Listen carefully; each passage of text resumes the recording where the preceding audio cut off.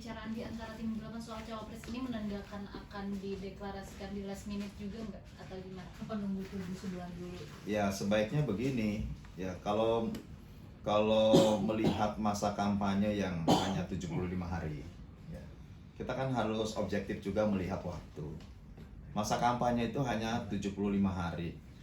Masa pendaftaran kepada masa kampanye itu hanya ada waktu sekitar 1 bulan lah gitu ya. Kan itu kan butuh penyelarasan ya.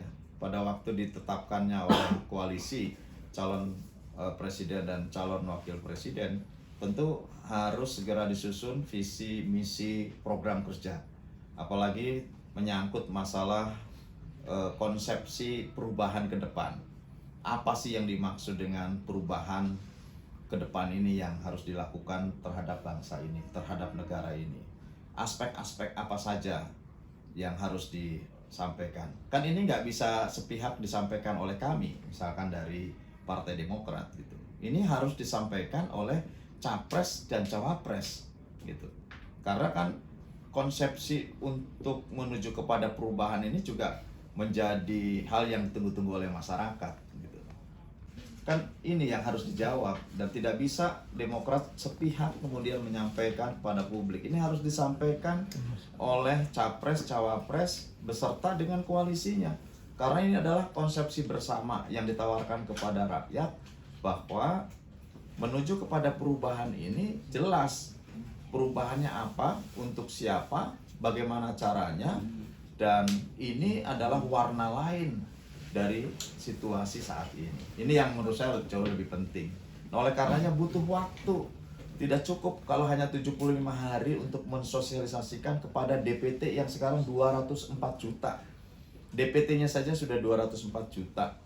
Rakyat Indonesia sekarang sudah 280 juta. Kan ini harus tersosialisasi gitu. Nah, ini karena butuh waktu. Oleh karena itu Demokrat selalu mengingatkan kepada koalisi, kepada Mas Anies, ayo kita deklarasikan lebih awal gitu. Kita deklarasikan lebih awal supaya cukup waktu. Kita butuh untuk duduk bersama, menyusun gitu.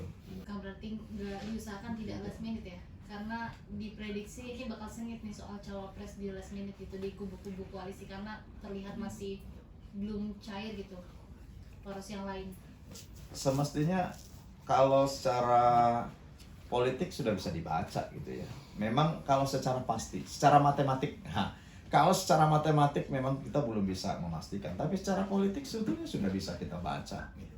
Siapa dengan siapa, bagaimana perspektifnya, itu sudah bisa semestinya.